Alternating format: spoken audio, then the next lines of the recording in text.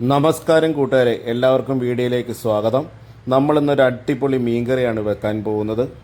നമുക്ക് നല്ല നാടൻ മത്തി കിട്ടിയിട്ടുണ്ട്. അപ്പം മത്തി വെച്ച് ഒരു മീൻ മുളകിട്ടതാണ് വെക്കാൻ പോകുന്നത്. അപ്പോൾ ഇത് എൻ്റെ മാമനൊക്കെ മീൻ വെക്കുന്ന ഒരു സ്റ്റൈലാണ്, ഒരു വെറൈറ്റി മീൻകറിയാണ്. നമ്മളൊരു മൺചട്ടി അടുപ്പയിലേക്ക് വെച്ച് അതിനകത്തേക്ക് വെളിച്ചെണ്ണ ഒഴിച്ചു കൊടുത്തതിന് ശേഷം 1/2 ടീസ്പൂൺ കടുകിട്ട് പൊട്ടിച്ചിട്ടുണ്ട്.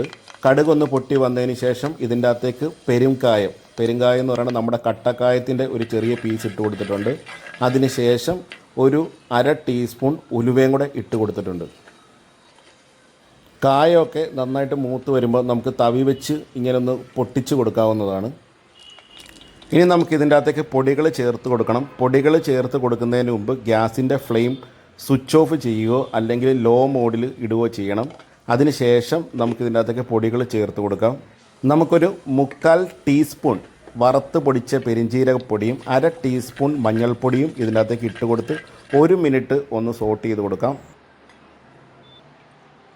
ഇനി ഇതിൻ്റെ അകത്തേക്ക് 4 വലിയ കഷ്ണം കുടംപുളി കുതിർത്തത് ഇട്ട് കൊടുക്കാം. ചെറിയ ഉള്ളി ഒരു 7 എണ്ണം ചോപ്പ് ചെയ്തത്, പച്ചമുളക് ഒരു 5 എണ്ണം നെടുകെ പിളർന്നത്, ഒരു 2 തണ്ട് കറിവേപ്പില. ഇത്രയും സാധനം ഇതിനകത്തിട്ട് നല്ലപോലെ ഒന്ന് വഴറ്റി നമുക്കെടുക്കാം. ശ്രദ്ധിക്കുക, നമ്മൾ ഫ്ലെയിം ഏറ്റവും കുറച്ച് വെച്ചിട്ട് വേണം, സമയമെടുത്ത് വേണം ഇത് വഴറ്റിയെടുക്കാനായിട്ട്.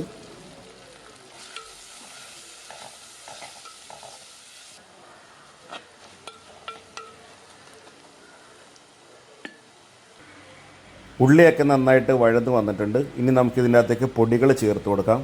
ആദ്യം തന്നെ മല്ലിപ്പൊടി ഒരു 3/4 ടേബിൾ സ്പൂൺ, മുളക് പൊടി ഒരു 3 ടേബിൾ സ്പൂൺ,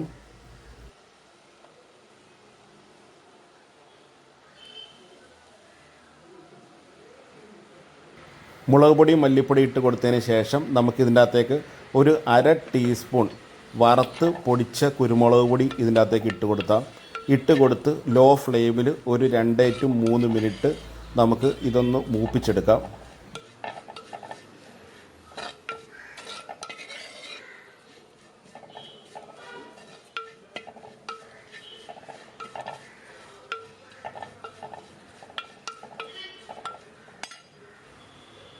പൊടികളുടെയൊക്കെ പച്ചമണം മാറിയതിന് ശേഷം ഇതിൻ്റെ അകത്തേക്ക് പുളി കുതിർത്ത് വെച്ചിരുന്ന വെള്ളം ഒഴിച്ചു കൊടുക്കാം.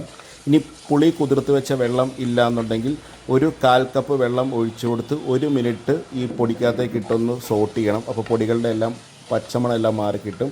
അതിന് ശേഷം നമുക്കിതിൻ്റെ അകത്തേക്ക് കറിക്ക് ആവശ്യമായ വെള്ളം ചേർത്ത് കൊടുക്കാവുന്നതാണ്.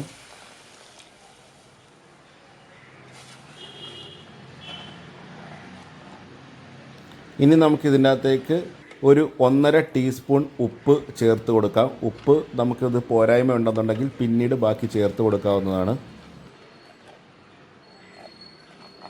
ഉപ്പൊക്കെ ചേർത്ത് കൊടുത്ത് നന്നായിട്ട് ഇളക്കി യോജിപ്പിച്ചതിന് ശേഷം നമുക്ക് ഈ കറി ഒന്ന് മൂടി വെച്ച് ഒരു 3 മിനിറ്റ് മീഡിയം ഫ്ലെയിമിൽ ഒന്ന് തിളപ്പിച്ച് എടുക്കാം.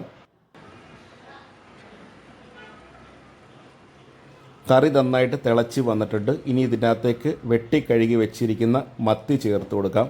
നമ്മളിവിടെ 1 കിലോ മത്തിയാണ് മേടിച്ചത്.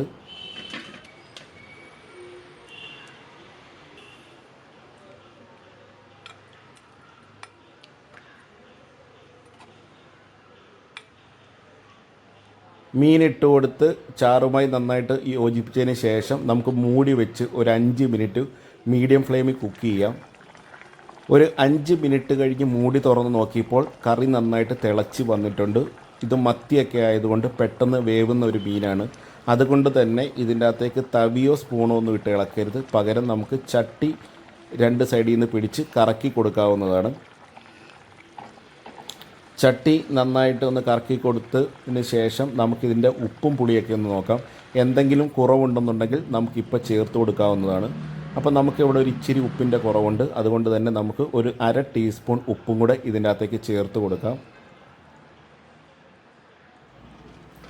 ഉപ്പൊക്കെ ചേർത്ത് കൊടുത്ത് നന്നായിട്ടൊന്നും കൂടെ ചട്ടി കറക്കി യോജിപ്പിച്ചതിന് ശേഷം നമുക്കൊരു 10 to 12 മിനിറ്റ് ലോ ഹീറ്റിൽ നമുക്കിതൊന്ന് കുക്ക് ചെയ്യാം. അപ്പോൾ നമ്മുടെ ചാറൊക്കെ ഒന്ന് വറ്റി കിട്ടും, എണ്ണയൊക്കെ തെളിയും.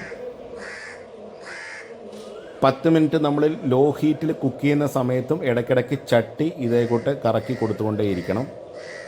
കറിക്ക് നല്ല സ്വാദും നല്ലൊരു മണവും കിട്ടുന്നതിന് നമുക്കിതിൻ്റെ അകത്തേക്ക് ഒരു 3-4 തണ്ട് കറിവേപ്പില ചേർത്ത് കൊടുക്കാം.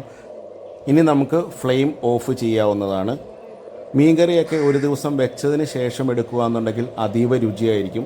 നിങ്ങൾക്ക് വേണമെന്നുണ്ടെങ്കിൽ ഇന്ന് തന്നെ എടുത്ത് യൂസ് ചെയ്യാം. അതായത് കറിയുടെ ചൂടൊക്കെ ആറി ഒരു 2 to 3 മണിക്കൂർ കഴിഞ്ഞതിന് ശേഷം നമുക്കിതെടുത്ത് ഉപയോഗിക്കാവുന്നതാണ്. വീഡിയോ ഇഷ്ടപ്പെട്ടെങ്കിൽ ലൈക്ക്, കമൻറ്റ്, ഷെയർ എന്നിവ ചെയ്യുക. ഞങ്ങളുടെ ചാനൽ ഇതുവരെ സബ്സ്ക്രൈബ് ചെയ്യാത്തവർ സബ്സ്ക്രൈബ് ചെയ്യുക. എല്ലാവർക്കും നന്ദി, നമസ്കാരം.